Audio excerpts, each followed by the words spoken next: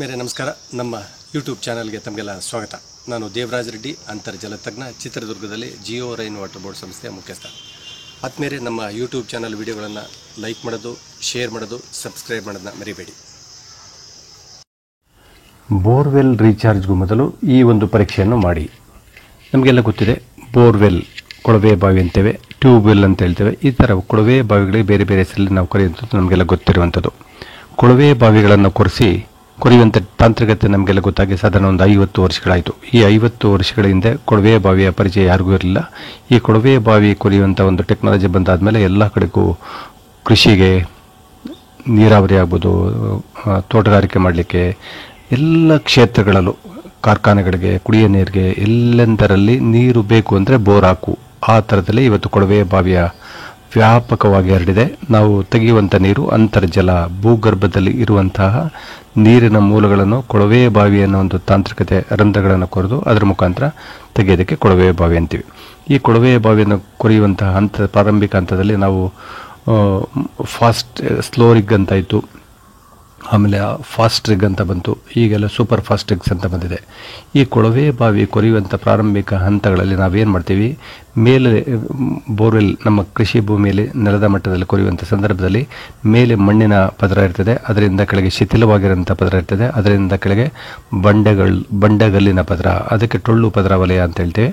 ಅದರಿಂದ ಕೆಳಗಿರುವಂಥದ್ದು massive rock, ಏಕಶಿಲಾ ವಲಯ. ಈ ಥರದಲ್ಲಿ ಭೂಮಿಯಲ್ಲಿ ಇರುವಂತಹ ಒಂದು ಮಣ್ಣಿನ ಪರಿಚಯ. ನಾವು ಕೊಳವೆ ಬಾವಿ ಕೊರೆಯುವ ಸ್ಟಾರ್ಟಿಂಗ್ ಫೇಸಲ್ಲಿ, ಕೊಳವೆ ಬಾವಿ ಕೊರೆಯುವಂಥ ಸಂದರ್ಭದಲ್ಲಿ ಮೇಲ್ಮಟ್ಟದ ಮಣ್ಣು ಸಡಿಲ ಇರೋದಕ್ಕೆ ನಾವು ಗಟ್ಟಿ ಶಿಲಾವಲಯದವರೆಗೂ ಕೇಸಿಂಗ್ ಪೈಪ್ ಅಂತ ಏನು ಹಾಕ್ತೀವಲ್ಲ, ಕೇಸಿಂಗ್ ಪೈಪ್ ಅದು ಮಣ್ಣಿನ ಭದ್ರತೆಗೋಸ್ಕರವಾಗಿ ಸಡಿಲವಾದಂತಹ ಒಂದು ಇದು ಯಾವುದೇ ಕಾರಣಕ್ಕೂ ಕೊಳವೆ ಬಾವಿಗೆ ತೊಂದರೆ ಕೊಡಬಾರ್ದಂತಂದೇಳಿ ಕೊರೆದಿರುವಂಥ ಕೊಳವೆಗೆ ಕೇಸಿಂಗ್ ಪೈಪ್ ಅಂತ ಒಂದು ಅಳವಡಿಸ್ತೇವೆ. ಕೇಸಿಂಗ್ ಪೈಪ್ ಅಂದ ಕೆಳಗಿರುವಂಥದ್ದಕ್ಕೆ ಯಾವುದೇ ಕೊಚ್ಚಗಳು ಇರೋದಿಲ್ಲ. ಕೆಲವೊಂದು ಪ್ರದೇಶಗಳಲ್ಲಿ, ಬಿಜಾಪುರ, ಬೆಂಗಳೂರು, ಕರಾವಳಿ ಈ ಭಾಗದಲ್ಲಿ ಆ ಭೂಮಿ ಕೇಸಿಂಗ್ ಪೈಪಿಂದ ಕೆಳಗೂ ಸಹ ಸಡಿಲವಾಗಿರ್ತದೆ. ಹಾಗಾಗಿ ಆ ಒಂದು ಪ್ರದೇಶದವರೆಗೂ ಸಹ ನಾವು ಸ್ಲಾಟೆಡ್ ಪೈಪ್ ಅಂತ ಹಾಕ್ತಾರೆ, ಸಿಲ್ಟ್ ಪೈಪ್ ಅಂತ ಹಾಕ್ತಾರೆ. ಅದು ಸಹ ನಾವು 200 ಫೀಟ್ ಬೋರ್ವೆಲ್ ಕೊರೆದ್ರೆ 200 ಫೀಟ್ವರೆಗೂ ಆ ಸಿಲ್ಟ್ ಪೈಪ್ ಹಾಕಿರೋಂಥದ್ದನ್ನು ಕಾಣ್ಬೋದು. ಇದು ಭೂಮಿಯ ಒಳಗೆ ಇರುವಂತಹ ರಚನೆ. ಈ ಥರ ಕೊಳವೆ ಬಾವಿಗಳನ್ನು ಕೊರೆದು ಪ್ರಾರಂಭಿಕ ಹಂತಗಳಲ್ಲಿ 80ರ ದಶಕ, 90ರ ದಶಕ, 2000 ಇಸ್ವಿ ಈ ಒಂದು ದಿನಮಾನಗಳಲ್ಲಿ ನಾವು ಕೊಳವೆ ಬಾವಿಗಳನ್ನು ಕೊರೆದವಾಗ ಸಾಕಷ್ಟು ನೀರು ಬಂದಿರ್ತಕ್ಕಂಥ ನಾವೆಲ್ಲ ಕೇಳಿದ್ದೇವೆ. ಆವಾಗ ಎಷ್ಟೋ ಜನರು ಹೇಳ್ತಾರೆ, ನಮ್ಮ ಕೊಳವೆ ಬಾವಿ ಕೊರೆಸುವಾಗ 5 ಇಂಚು ನೀರು ಬಂತು, 6 ಇಂಚು ನೀರು ಬಂತು, ಈಗ ಕಡಿಮೆ ಆಗಿದೆ. ಮೊದಲಿನ ನೀರು ಕಡಿಮೆ ಆದ ತಕ್ಷಣ ಮೊದಲು ಈಗೆಲ್ಲ 800 ಅಡಿ ಕೊಳವೆ ಬಾವಿ ಆಗಿದ್ದೀವಿ, ಅದು ಕಡಿಮೆ ಆಯಿತು. ಮತ್ತು 1200 ಅಡಿ ಬೋರ್ವೆಲ್ ಆಯಿತು, ಮತ್ತೀಗ 2000 ಫೀಟ್ ಬೋರ್ವೆಲ್ ಆಯಿತು. ಈ ಥರ ಹಂತಗಳಲ್ಲಿ ಕೊಳವೆ ಬಾವಿಯ ಆಳವನ್ನು ನಾವು 50 ಅಡಿ, 100 ಅಡಿಗೆ ಸಿಗುವಂಥ ಅಂತರ್ಜಲವನ್ನು 2000 ಅಡಿವರೆಗೂ ಕೊಳವೆ ಬಾವಿಗಳನ್ನು ಕೊರೆದಾಗಿದೆ. ನೀರಿನ ಮೂಲಗಳು ನಮಗೆಲ್ಲ ಗೊತ್ತಿದೆ. ಕೊಳವೆ ಬಾವಿಯಿಂದ ಬರುವಂಥ ನೀರಿನ ಮೂಲ ಸಹ ಕಡಿಮೆ ಆಗ್ತಾ ಬಂದು ನೀರಿನ ಜಲದ ಮೂಲನೂ ಕಡಿಮೆ ಆಗಿರೋದು ನಮಗೆಲ್ಲ ಗೊತ್ತಿರ್ತಕ್ಕಂಥ ವಿಷಯ. ಹಾಗಾಗಿ ನಮ್ಮ ಕೊಳವೆ ಬಾವಿಗಳನ್ನು ಕೊರೆದಾಗಿದೆ. ಈ ಬೋರ್ವೆಲ್ ರೀಚಾರ್ಜ್ ಮಾಡಬೇಕು ಅಂತಂದೇಳಿ ದಿನನಿತ್ಯ ನಮಗೆ ಸಾವಿರಾರು ಫೋನ್ ಕಾಲ್ಸ್ ಬರ್ತದೆ. ಸಾವಿರಾರು ಫೋನ್ ಕಾಲ್ಸ್ ಬರುವಾಗ ಕೇಳ್ತಾರೆ, ಸರ್ ನಮ್ಮ ಬೋರ್ಗೆ ರೀಚಾರ್ಜ್ ಮಾಡಲಿಕ್ಕೆ ಬರುತ್ತಾ ಅಂತ. ಹಾಗಾಗಿ ನಿಮ್ಮ ಪ್ರಶ್ನೆಗಳು ನನಗೆ ಫೋನ್ ಮಾಡೋಕ್ಕಿಂತ ಮೊದಲು ಈ ವಿಡಿಯೋವನ್ನು ಪೂರ್ಣವಾಗಿ ಗಮನಿಸಿ. ಇದರಲ್ಲಿ ಹೇಳಿರುವಂಥ ಟಿಪ್ಸ್ ಅಂತ ಏನು ಹೇಳ್ತಿಲ್ಲ, ಇದನ್ನು ನೀವು ಗಮನಿಸಿದ್ದೇ ಆದರೆ ನಿಮ್ಮ ಬೋರ್ವೆಲ್ ರೀಚಾರ್ಜ್ ಆಗುತ್ತಾ ಆಗಲ್ಲ ಅನ್ನೋದನ್ನು ನೀವೇ ಪರೀಕ್ಷೆ ಮಾಡ್ಕೋಬೋದು. ಅದಕ್ಕೋಸ್ಕರವಾಗಿ ಈ ವಿಧಾನದಲ್ಲಿ ನೀವು ಪಾಸಾದರೆ ಮಾತ್ರ ನಿಮ್ಮ ಬೋರ್ವೆಲ್ ರೀಚಾರ್ಜ್ ಮಾಡಲಿಕ್ಕೆ ಸಾಧ್ಯತೆ ಇದೆ ಅಂತ ಮನಗಂಡ ಮೇಲೆ ನೀವು ನನಗೆ ಫೋನ್ ಕರೆ ಮಾಡಿ ಮರುಪೂರ್ಣದ ಬಗ್ಗೆ ಮಾಹಿತಿಯನ್ನು ಪಡ್ಕೊಳ್ಬೋದು. ಈಗ ನಾನು ಹೇಳುವಂಥ ವಿಷಯ ಅಂತಂದರೆ, ಯಾವುದೇ ಪ್ರದೇಶದಲ್ಲಿ, ಬೀದರ್ ಆಗಿರ್ಬೋದು, ಬೆಂಗಳೂರು ಆಗಿರ್ಬೋದು, ಕೋಲಾರ ಆಗ್ಬೋದು, ಸಿರ್ಸಿ ಆಗ್ಬೋದು, ಚಿತ್ರದುರ್ಗ ಆಗ್ಬೋದು, ಒಂದು ಕೊಳವೆ ಬಾವಿ ಕೊರೆದಿದ್ದೇವೆ. ಸುಮಾರು 15-20 ವರ್ಷಗಳ ಪ್ರಾಯ ಅಂತ ಇಟ್ಕೊಳ್ಳೋಣ. ಆಗಿನ ದಿನಗಳಲ್ಲಿ 4 ಇಂಚು ನೀರು ಬಂದಿದೆ, ಈಗ ಕಡಿಮೆ ಆಗಿದೆ. ಈ ಬೋರ್ವೆಲ್ ರೀಚಾರ್ಜ್ ಮಾಡಬೇಕು.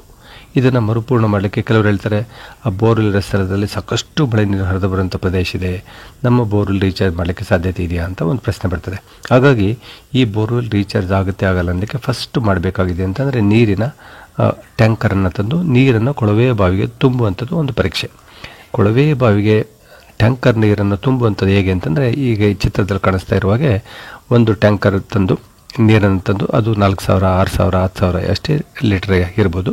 ಆ ಟ್ಯಾಂಕರಿಂದ ಒಂದು ದೊಡ್ಡ rolled pipe, PVC pipe, flexible pipe ಅಂತ ಹೇಳ್ತೀವಿ, ಆ ಪೈಪ್ ಮುಖಾಂತರ ತಂದು ಕೇಸಿಂಗ್ ಪೈಪಿನ ಮುಚ್ಚಳವನ್ನು ತೆಗೆದು ಬೋರ್ವೆಲ್ಗೆ ನೀರು ತುಂಬುವಂಥದ್ದು ನಿಮಗೆಲ್ಲ ಕಾಣಿಸ್ತಾ ಉಂಟು. ಈ ಒಂದು ಚಿತ್ರದಲ್ಲಿ ನಾವು ಬಿಡುವಂಥ ನೀರು ಎಷ್ಟು ನೀರು ಕೊಳವೆ ಬಾವಿ ತುಂಬ್ತಾ ಇದೆ ತಗೊಳ್ತಾ ಇದೆ ಅನ್ನೋದ್ರ ಮೇಲೆ ಡಿಪೆಂಡ್ ಆಗುತ್ತೆ.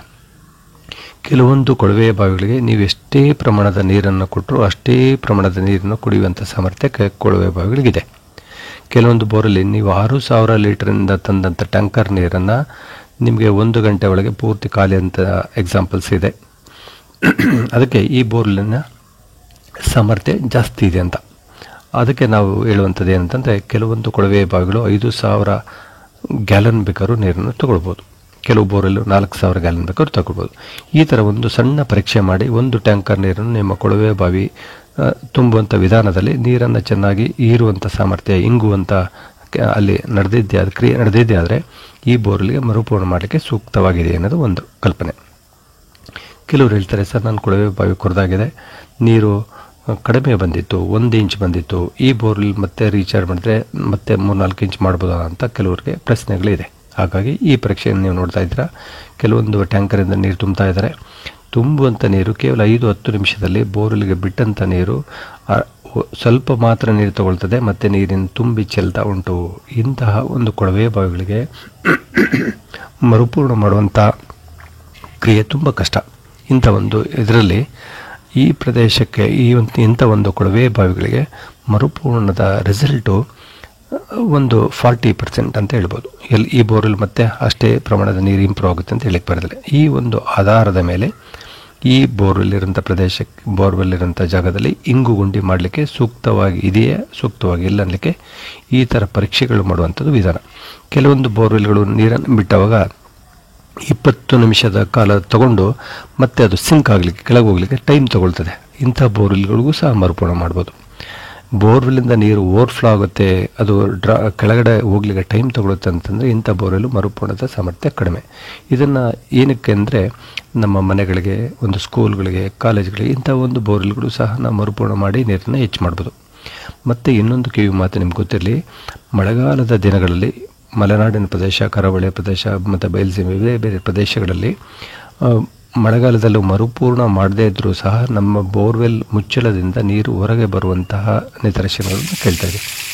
ಇಂತಹ ಒಂದು ಬೋರ್ವೆಲ್ಗೆ ಮರುಪೂರ್ಣದ ಸಾಮರ್ಥ್ಯ ತುಂಬ ಕಡಿಮೆ ಅಂತ ನೀವು ಅರ್ಥ ಮಾಡ್ಕೊಳ್ಬೇಕು. ಏಕೆಂದರೆ ಮಳೆಗಾಲದಲ್ಲಿ ನೀರು ತುಂಬಕ್ಕೆ ಅಂಥ ಸಾಮರ್ಥ್ಯದ ಕೆಲಸ ಮಾಡೋಕ್ಕಿಂತ ಮೊದಲೇ ನಿಮ್ಮ ಬೋರ್ವೆಲಿಂದ ನೀರು ಹೊರಗೆ ಬರುತ್ತೆ ಅಂದರೆ ಇದು ರೀಚಾರ್ಜ್ ಆಗುವಂತಹ ಸಂದರ್ಭ ತುಂಬ ಕಡಿಮೆ ಇರ್ತದೆ. ಇದನ್ನೆಲ್ಲ ನೀವು ಮನಸ್ಸಲ್ಲಿಟ್ಕೊಂಡು ಇಂಥ ಒಂದು ನೀರನ್ನು ತುಂಬುವಂಥ ಕೆಲಸ ಮಾಡಿ, ಟ್ಯಾಂಕರಿಂದ ನೀರು ಆಗ್ಬೋದು, ಬೇರೆ ಪಂಪಿಂದ ನೀರು ಬೇಕಾದ್ರೂ ಪಂಪ್ ಮಾಡಿ ಸಹ ನಿಮ್ಮ ಬೋರ್ವೆಲ್ನ ಸಾಮರ್ಥ್ಯ ಪರೀಕ್ಷೆ, how to test the recharge rate of borewell ಅಂತ ಹೇಳ್ತೀವಿ.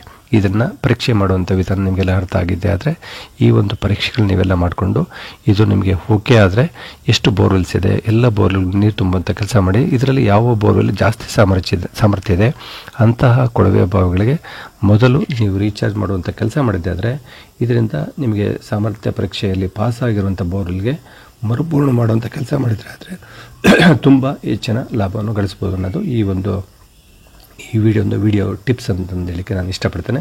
ಇದನ್ನು ನೀವು ಮಾಡ್ಕೊಂಡಿದ್ದೆ ಆದರೆ ಖಂಡಿತ ಮುಂದೆ ಮರುಪೂರ್ಣದಲ್ಲಿ ಈ ಕೊಳವೆ ಬಾವಿಯಲ್ಲಿ ಹೆಚ್ಚಿನ ರಿಸಲ್ಟನ್ನು ಕಂಡು ನೀವು ಆ ಬೋರ್ವೆಲ್ಲಿಂದ ಹೆಚ್ಚಿನ ಲಾಭವನ್ನು ಗಳಿಸ್ಬೋದು ಅನ್ನತಕ್ಕಂಥದ್ದು ಈ ಒಂದು ವಿಡಿಯೋದಲ್ಲಿ ನಾನು ಹೇಳುವಂಥ ಟಿಪ್ಸ್. ಇದನ್ನು ಮಾಡ್ಕೊಂಡಾದ ನಂತರ ನೀವು ನನಗೆ ಕಾಲ್ ಮಾಡಿ ಏನೇ ನಿಮ್ಮ ಸಂಶಯಗಳಿದ್ದರೂ ಇದನ್ನು ಪರಿಹಾರ ಮಾಡಿಕೊಳ್ಬೇಕು ಅನ್ನೋದು ನನ್ನ ಈ ಒಂದು ವಿಡಿಯೋದ ಒಂದು ತಾತ್ಪರ್ಯ ಅಂತ ಹೇಳಲಿಕ್ಕೆ ಇಷ್ಟಪಡ್ತೇನೆ.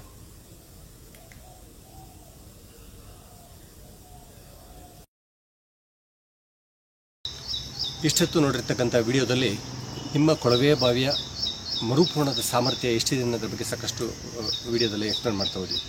ಈ ಥರನಾಗಿ ನಿಮ್ಮ ಬೋರ್ವೆಲ್ಗಳಲ್ಲಿ ಬೋರ್ವೆಲ್ನ ಸಾಮರ್ಥ್ಯವನ್ನು ಅಳತೆ ಮಾಡಲಿಕ್ಕೆ ಈ ವಿಧಾನ ಇದನ್ನು ನೋಡ್ಕೊಂಡಾದಮೇಲೆ ಮರುಪೂರ್ಣದ ಇಂಗು ಗುಂಡಿ ಬಗ್ಗೆ ನಾವು ಬೇರೆ ವಿಡಿಯೋಗಳಲ್ಲಿ ಹೇಳಿದ್ದೇವೆ. ಇಂಗು ಗುಂಡಿಯ ಉದ್ದ ಆಗಲೇ ಎಷ್ಟಿರಬೇಕು, ಎಷ್ಟು ಪ್ರದೇಶದ ನೀರು ಬೇಕು ಅನ್ನೋದ್ರ ಬಗ್ಗೆ ಬೇರೆ ವಿಡಿಯೋಗಳಲ್ಲಿ ಇದರ ಲಿಂಕನ್ನು ಕಂಟಿನ್ಯೂ ಆಗುತ್ತೆ. ಹಾಗಾಗಿ ನೀವು ಇದನ್ನು ಪರೀಕ್ಷೆ ಮಾಡ್ಕೊಂಡಾದಮೇಲೆ ಮುಂದಿನ ಕೆಲಸಗಳನ್ನು ನೀವು ಮಾಡ್ಕೊಳ್ಬೇಕು ಮರುಪೂರ್ಣದ ಕೆಲಸ ಕಾರ್ಯಗಳ ಬಗ್ಗೆ.